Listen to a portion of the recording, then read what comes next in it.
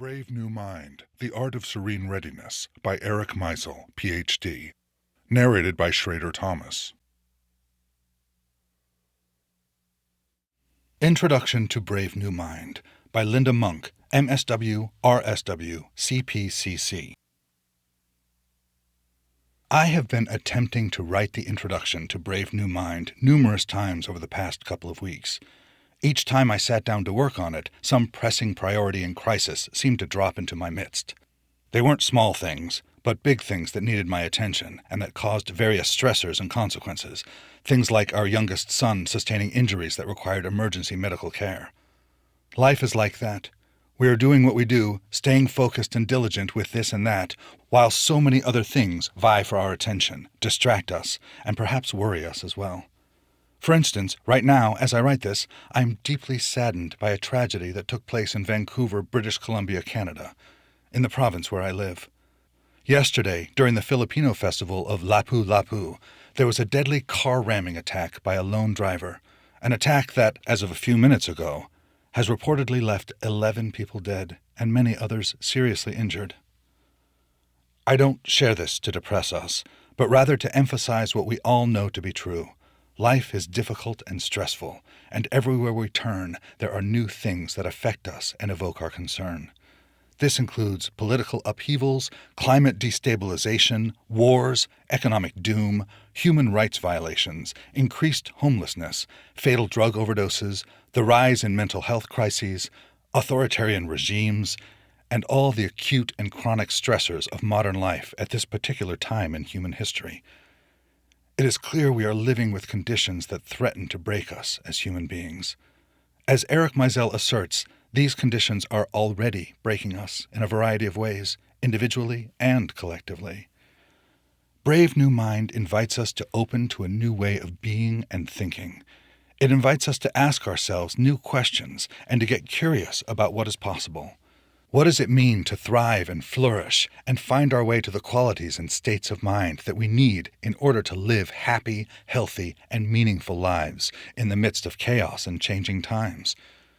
Eric Maisel's Brave New Mind, The Art and Practice of Serene Readiness, offers a heartfelt and prescriptive answer to this most important question. This book is filled with stories, teachings, and calls to action that meet us right where we are as we struggle with the complexity of our times. While reading this book, I found myself nodding, laughing, crying, breathing deeply, and turning into my own state of serene readiness, a concept Maisel offers us that feels like a hopeful and timely invitation. Maisel is a master poet of chapter and book titles. Each word in the title of this book and its key concepts is worth looking at more closely. What do these words really mean to me, and what do they mean to you? To me, brave means showing courage in the face of uncertainty and dealing with difficult situations without giving up. New is something recently created, unfamiliar, and different from what has previously been known. New is filled with possibility. Our mind is that part of us that thinks, feels, remembers, focuses, and makes sense for our experiences. Serene means calm and peaceful. Serene just feels good. It is like a place of retreat and refuge within. Readiness means being prepared, even if we're not sure for what. There is a whole world in each one of these words, and in this book, too, a world that offers support, hope, and practical tools for nourishing serene readiness in our minds and lives. Maisel writes, "This might well do as our essential definition of serenity. Peaceful thoughts abound." But how do we achieve a state where peaceful thoughts abound? How do we cultivate our brave new mind amidst the crisis and chaos and stress that seem to be the norm in daily life these days? Eric Maisel tells a story of his grandfather's stool from when he worked in the garment industry many years ago. That stool had 4 sturdy legs. Hence Maisel's 4 pillars for fostering our brave new mind, which include needing and having the following: a pertinent philosophy of life, a wise psychology of life, artful self-relationship, and a toolkit for self-support. A brave new mind skillfully and compassionately offers this pertinent philosophy and a robust toolkit. This is an important book, one that helps us discover and activate our brave new minds. It will help you stay steady, not break, and be serenely ready for what this life asks of you, what it is asks of all of us, now and next. With the help of Maisel's teachings and encouragement, serene readiness awaits you.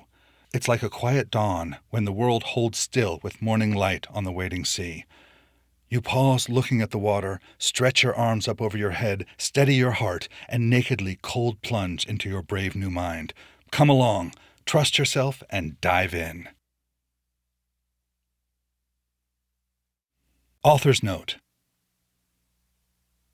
This year I'm celebrating 55 years of book writing. If you count the book I wrote at the age of 8, that would make 70 years of writing books. And what I notice is that my themes have hardly changed over the decades.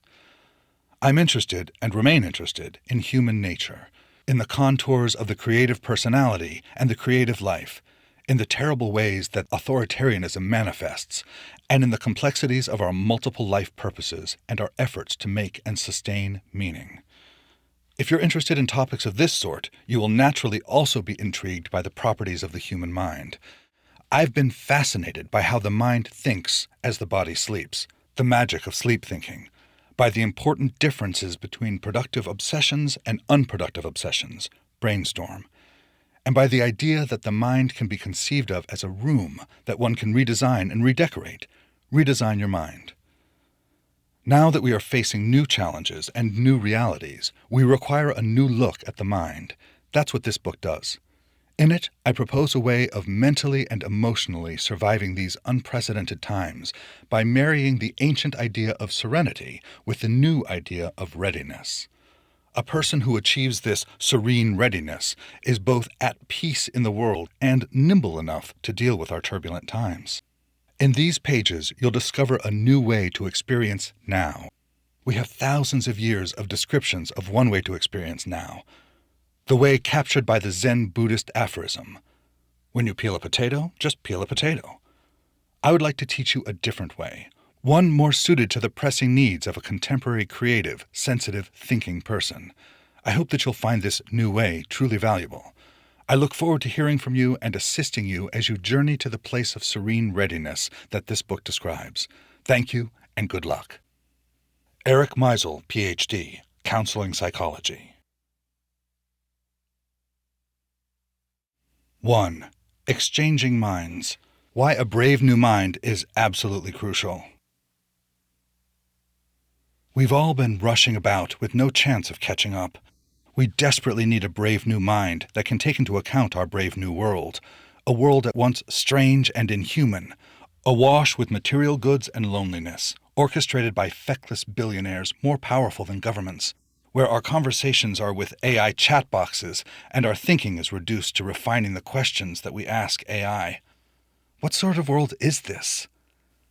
In the old days, a mere 50 years ago, you might have chosen to either dodge the rat race or give in to the rat race, but at least the race was explicable. You wore a suit and towed the company line, maybe while keeping half an eye on the lookout for a better job. Now you are a ping-pong ball, bouncing about in a global game, all wrapped up in side hustles, startups, and 100-hour weeks, while glued to a device, your phone, that is the slave master of this brave new world. Few people are happy nowadays. Were people ever happy? On any hot, humid summer night in Brooklyn back in the 50s, everyone would be out because it was too hot to sleep. The grown-ups sitting on folding chairs at midnight, gossiping, the children listening to music on the radio or playing night games in the cellars and on the roofs of tenements. Happy? Maybe not.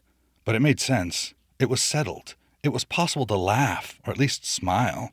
And now? We have moved from the center not holding to nothing holding.